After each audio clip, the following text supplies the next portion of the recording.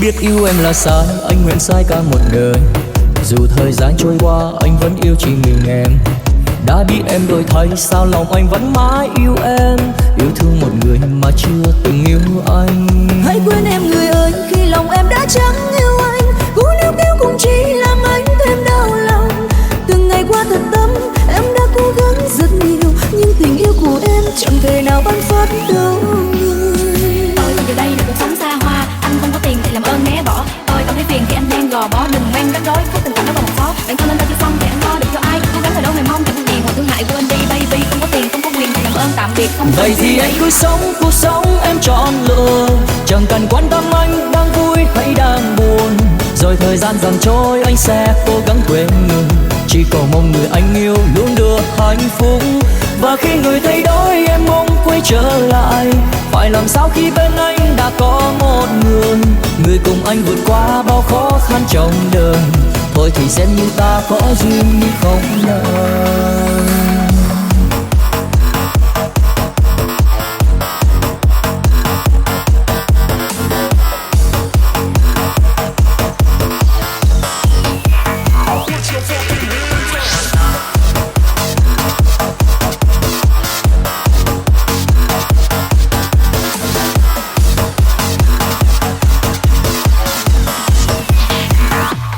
Biết yêu em là sai, anh nguyện sai cả một đời. Dù thời gian trôi qua, anh vẫn yêu chỉ mình em. Đã biết em đổi thay, sao lòng anh vẫn mãi yêu em. Yêu thương một người mà chưa từng yêu anh. Hãy quên em người ơi, khi lòng em đã chẳng yêu anh. Cú níu kéo cũng chỉ làm anh thêm đau lòng. Từng ngày qua thật tâm, em đã cố gắng rất nhiều, nhưng tình yêu của em chẳng thể nào ban phát đâu. Nói bao nhiêu anh mới hiểu được đây, cố gắng nhiều chẳng thay đổi vận may. Vì thời đại này nếu quen nhau, chữ tình còn nằm dưới đáy. Nên nói là phải hiểu, không có nói lần thứ hai. Đừng làm đủ kiểu cuối cùng lại thất bại. Khi nói mà người ta thì hãy nói đến tình yêu, còn bây giờ vậy thì em cứ sống cuộc sống em chọn lựa, chẳng cần quan tâm anh đang vui hay đang buồn. Rồi thời gian dần trôi anh sẽ cố gắng quên người, chỉ cầu mong người anh yêu luôn được hạnh phúc. Và khi người thay đổi em mong quay trở lại, phải làm sao khi bên anh đã có một người, người cùng anh vượt qua bao khó khăn trong đời.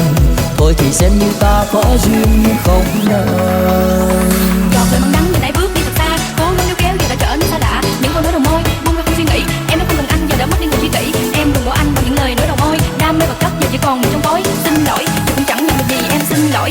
Và khi người thay đổi em mong quay trở lại, phải làm sao khi bên anh đã có một người, người cùng anh vượt qua bao khó khăn trong đời. Thôi thì xem như ta có duyên nhưng không nợ.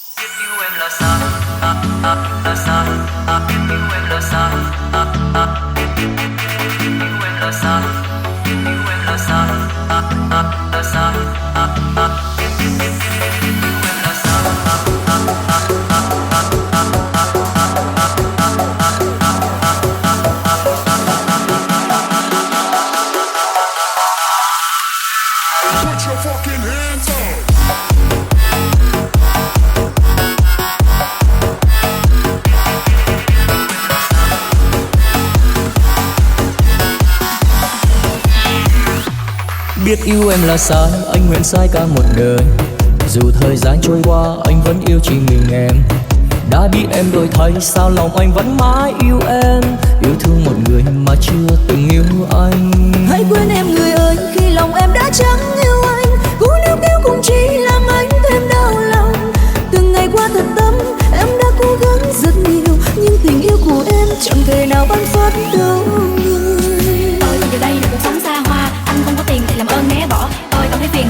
gò bó, đừng mang rắc rối phút tình cảm đó vòng phó. Bản thân anh ta chưa xong thì anh lo được cho ai, cố gắng ở đâu mày mong chẳng gì ngoài thương hại. Quên đi baby, không có tiền không có quyền thì làm ơn tạm biệt không. Vậy thì anh cứ sống cuộc sống em chọn lựa, chẳng cần quan tâm anh đang vui hay đang buồn.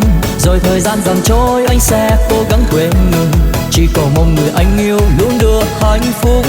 Và khi người thay đổi em mong quay trở lại, phải làm sao khi bên anh đã có một người, người cùng anh vượt qua bao khó khăn trong đời. Thôi thì xem như ta có duyên nhưng không nợ.